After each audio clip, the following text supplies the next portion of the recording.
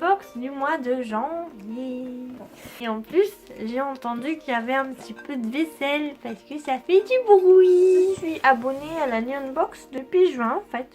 Parce que j'avais vu par hasard que ils avaient fait le thème sur Pokémon. Alors évidemment, je crois que vous avez pas remarqué que j'aime bien Pokémon. Non, je crois pas. J'ai vu le thème sur Facebook parce que je suis évidemment la page Unbox. D'ailleurs, merci à eux à chaque fois de me combler tous les mois de nouveaux items qui me plaît. Même si y en a beaucoup, je suis pas une otaku pure. Mais même si je connais pas, je trouve qu'il y a de super bons items en fait.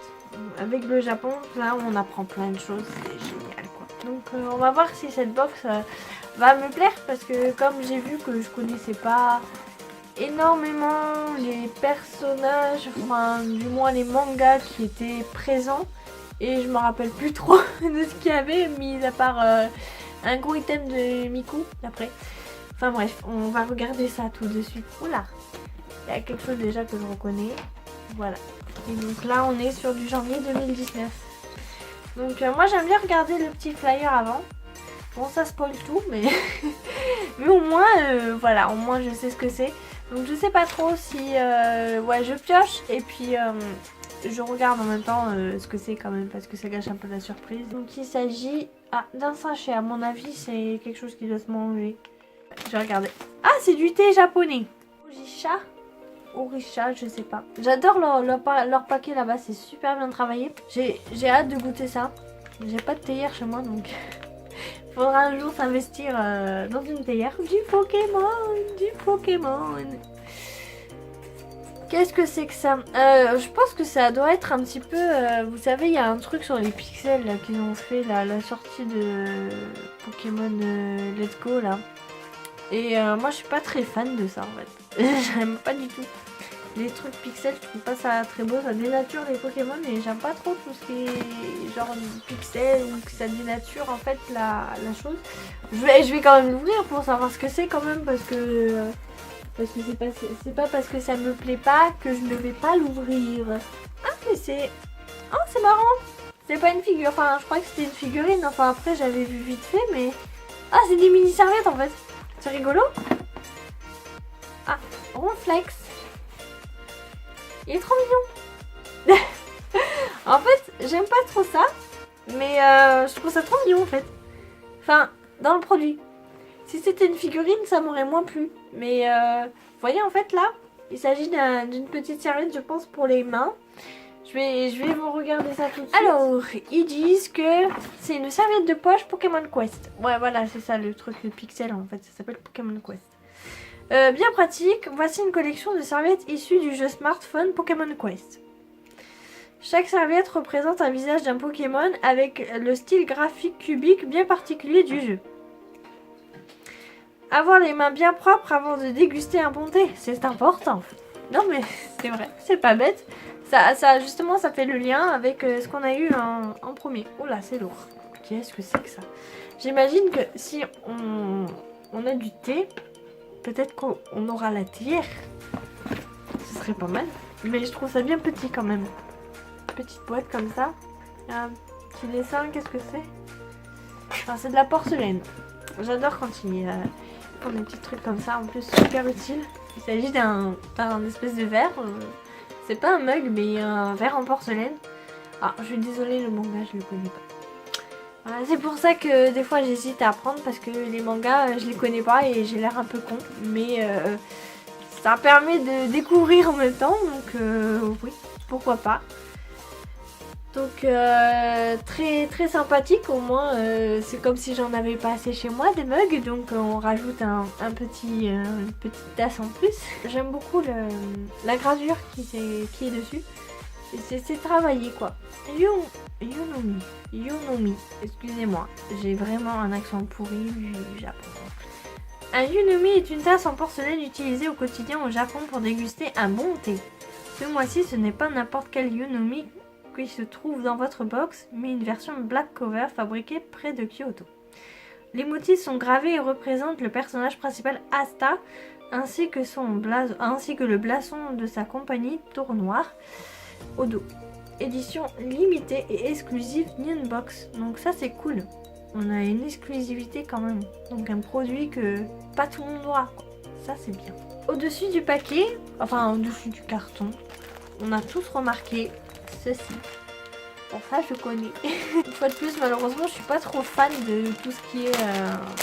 Enfin j'aime beaucoup les Tsum Tsum un petit peu. Oh du kiki, il y a du kiki. Donc c'est une petite boule de Luffy. Une boule en peluche en fait. Donc est-ce que ça tient? Ah oui, donc ça tient debout.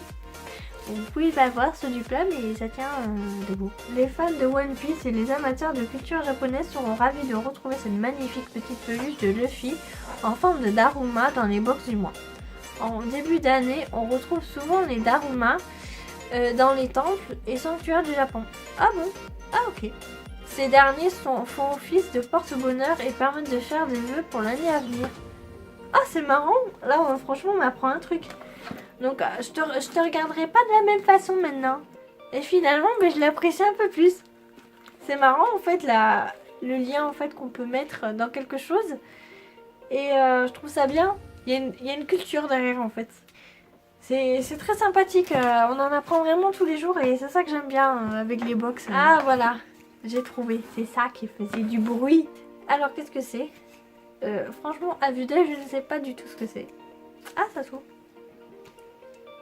Hein, c'est quoi?